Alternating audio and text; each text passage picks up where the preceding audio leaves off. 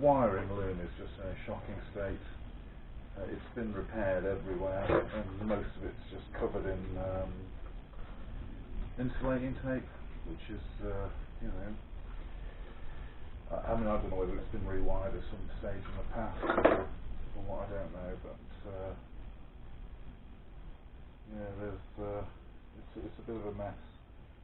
So I'm just going to work my way through it and see what we can do.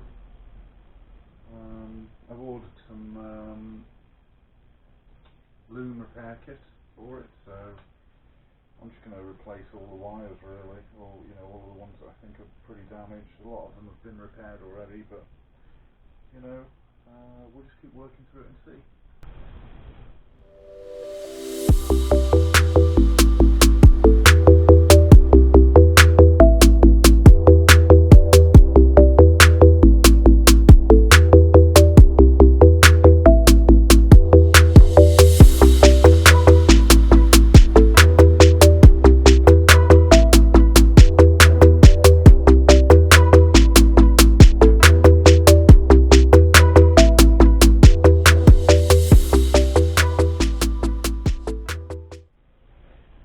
I was laughing earlier at the amount of tape in the headlamp bowl, but it really is the right way to do it.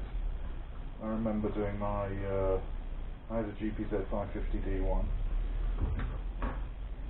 obviously, which is why I'm doing the homage to this, and